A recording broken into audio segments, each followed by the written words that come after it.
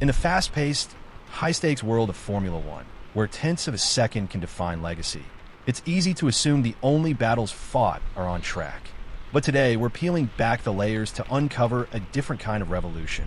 One that doesn't make headlines with overtakes or podiums, but could ultimately shape the survival of the sport itself. McLaren, Deloitte UK, and the FIA have officially launched the F1 Constructor Circularity Handbook, a document that might just change how Formula One cars are built and how teams think about performance in the years to come. This initiative isn't about technical upgrades or aerodynamic tweaks. It's about redefining what progress means in a sport rooted in innovation. It's about sustainability and, more specifically, circularity. Now I know what you might be thinking. How does circularity fit into Formula One, a sport known for its intense resource consumption and rapid development cycles? That's exactly what we're going to explore today. So buckle up, because this is a deep dive, the kind of detailed, honest conversation that only happens right here on McLaren Faithful. Let's start with the basics. The F1 Constructor Circularity Handbook is designed to provide Formula One teams with a consistent, standardized way to measure and improve sustainability in how their cars are developed and manufactured.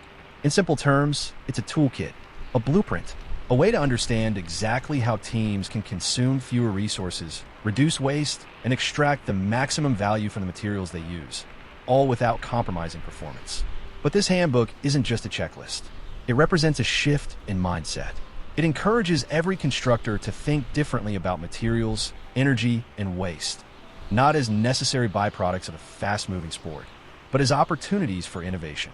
The goal is to introduce a circular economy model into one of the most linear industries on Earth. So what does circularity mean in an F1 context? Think of it like this. Instead of using a raw material once and then discarding it, circularity means finding ways to reuse, recycle, repurpose, and rethink. Whether it's recycled carbon fiber, optimized production processes, or better lifecycle planning for parts. The idea is to extend the value of every single resource that enters the manufacturing process. The handbook gives teams a step-by-step methodology to identify and gather relevant data, estimate where necessary, and calculate a single, tangible circularity metric. With this standardized approach, every team, from the front runners to the back markers, will now have the tools to map out their own sustainability journeys and compare their progress with others. It's not just good for the environment. It's good for transparency, for benchmarking, and for accountability. And this isn't theory. McLaren has already put into practice. The team has been on the front foot of the sport's sustainability charge for years. They were the first to receive the FIA 3-star environmental accreditation, and the first team to have their net zero targets validated by the Science Based Targets Initiative. They've also been pioneering the use of recycled carbon fiber in their car builds. No small feat in a world where strength, weight, and performance are everything. Together with Deloitte, McLaren recently identified key circularity opportunities within their operations, and then shared their findings directly with the FIA. That insight was a turning point. It proved that sustainability efforts weren't just possible. They were measurable, scalable, and potentially game-changing. And it led directly to the creation of the Circularity Handbook. For Kim Wilson, McLaren's Director of Sustainability, the mission is clear. In her own words, this handbook is a crucial step in helping teams minimize their environmental impact while driving the kind of innovation F1 has always been known for. By focusing on the manufacturing phase of the car, one of the most resource-intensive areas, McLaren hopes to lead by example and inspire broader change across the paddock. If we can encourage all teams to measure their circularity, she said, we can collectively influence the technical regulations to improve sustainability without compromising performance. That line speaks volumes, because for so long, sustainability and performance were seen as opposites in this sport. But McLaren, with the help of Deloitte, is proving that they can go hand in hand. Deloitte brings a wealth of knowledge from outside motorsport. Their experience with global sustainability frameworks, like the Global Circularity Protocol, has helped shape the approach taken in the handbook. David Rakowski, Deloitte UK's circularity lead, called F1 a phenomenal platform for innovation and highlighted how circularity, when implemented correctly, will be game-changing for the industry. The FIA, of course, is fully behind the initiative. Nicholas Tombatsis, the FIA single-seater director, stressed how important technical innovation is to improving sustainability across motorsport and mobility as a whole. This is not just about F1. It's about setting a standard that could ripple across endurance racing, rallying, grassroots motorsport, and even everyday mobility. And here's where things get even more interesting. The Circularity Handbook isn't just a document that teams will quietly read and shelve. It's a catalyst. It gives teams the power to assess their current practices, highlight where they can improve, and take real steps toward a more sustainable model, all within the existing regulations and cost cap. And in the longer term, the ambition is for it to influence future regulations, pushing the entire sport to become more circular and more responsible. That's what makes this initiative so powerful. It's proactive. It doesn't wait for legislation.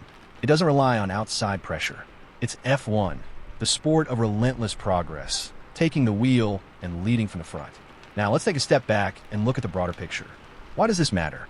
Because sustainability is no longer optional, even in a sport as elite and specialized as Formula One.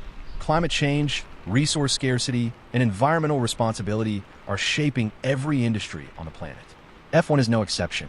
If the sport wants to remain relevant, inspirational, and truly global, it has to evolve, and evolve fast. But here's the thing. Evolution doesn't mean losing what makes F1 great. It doesn't mean slowing down or watering down the spectacle.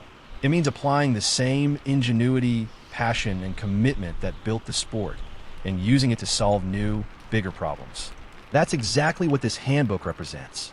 It's the embodiment of that mindset. And for us, the fans, this is a chance to see the sport we love mature into something even greater. We get to witness McLaren not just racing for points, but pushing the boundaries of what's possible in engineering, ethics, and environmental leadership. We get to support teams that are thinking about the future, not just of their championship chances, but of the planet itself. It's also a reminder that real innovation isn't always visible on a TV screen or heard in a team radio message. Sometimes it's buried in documents, in carbon data, in recycled fibers, in conversations between sustainability directors and engineers. Sometimes the biggest upgrades aren't wind tunnel results, they're paradigm shifts. So where do we go from here? The next step is for every team on the grid to embrace this handbook, to integrate its principles, and to start calculating their own circularity metrics. The FIA will support them, Deloitte will guide them, and McLaren will continue to lead. Eventually, we may see circularity become a core part of the sport's regulations, just as important as the weight of the car or the power output of the engine. That's the dream. A world where sustainability isn't an afterthought. It's part of the DNA of Formula One. And if this works, if the entire paddock gets behind it, then motorsport can once again prove what it's always claimed to be, a testing ground for the technologies, ideas, and values that will shape the world beyond the racetrack. As we wrap this up, I want to leave you with this thought. This might not be the flashiest update in the world of Formula One. It doesn't involve a new front wing or a driver controversy or a shocking lap time. But it matters deeply because it shows that Formula One isn't just chasing speed, it's chasing purpose. And for those of us who have always believed in the sport's power to lead, inspire, and innovate, this is proof that belief is well placed. Hello, McLaren faithfuls. Stand a chance of winning $1,000 by hitting that like button, drop a comment below, and subscribe so you never miss any McLaren and F1 updates with relaxing ASMR elements. McLaren Faithful's YouTube channel is now covered in English and multiple languages. Your support is what keeps this incredible community growing stronger every day. It costs you nothing to like and subscribe, but it helps the channel tremendously.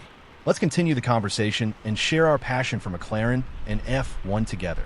As a YouTube member, you can also discover my journey as a passionate creator navigating life with challenging disabilities. Despite the obstacles, I'm determined to follow my dreams and share my love for McLaren and F1 with the world. By becoming a YouTube member, you'll not only be supporting my dream, but you'll also gain access to exclusive content, including untold stories of legendary F1 drivers and much more. Your support can truly make a difference in my life, helping me continue to do what I love. Join McLaren Faithful's membership below and enjoy.